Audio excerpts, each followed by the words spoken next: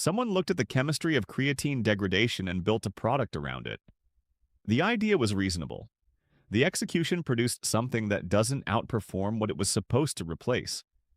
Kre-Alkalyn is creatine monohydrate that has been pH buffered, typically to a pH around 12, by combining it with an alkaline compound such as sodium bicarbonate or magnesium glycerol phosphate. The rationale draws on a real phenomenon. Creatine can convert to creatinine, its inactive metabolite, under acidic conditions. The stomach is acidic. Therefore, creatine passing through the stomach is degrading into creatinine. Therefore, a pH-buffered form that resists acid conversion will deliver more intact creatine to the bloodstream. Each step in that chain is technically accurate, except for the quantitative significance of the last one. Creatine does convert to creatinine under acidic conditions. This is straightforward chemistry that happens in solution over time. The rate of conversion depends on pH, temperature, and concentration.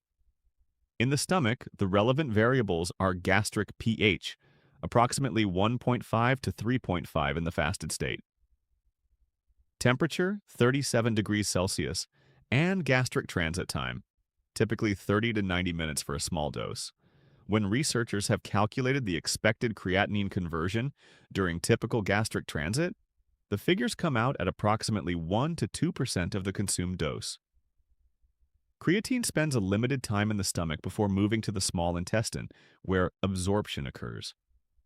The conversion that does happen is modest, not the dramatic pre-absorption losses that the Kre-Alkalyn marketing implied.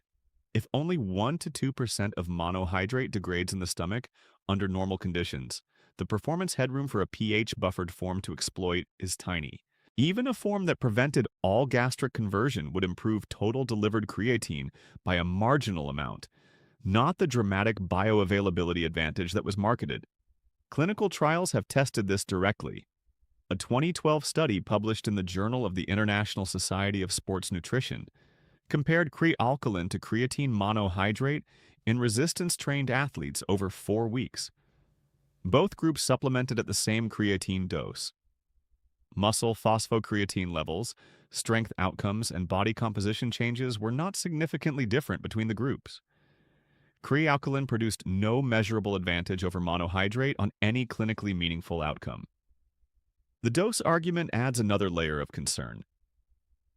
Kre-Alkalyn has historically been marketed at doses of 1.5 to 2 grams per day, compared to the 3 to 5 grams per day standard for monohydrate. The claim was that superior bioavailability allowed a lower effective dose.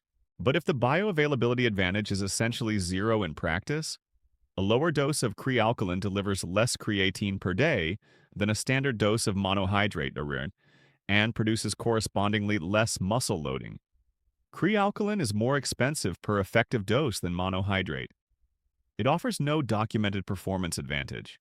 The mechanism it was designed to exploit, gastric creatine degradation, is real but too small to matter in practice.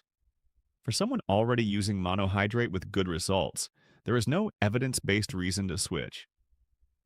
For someone new to creatine looking for the most effective option, the clinical evidence points to monohydrate. The pH argument also has a practical inconsistency.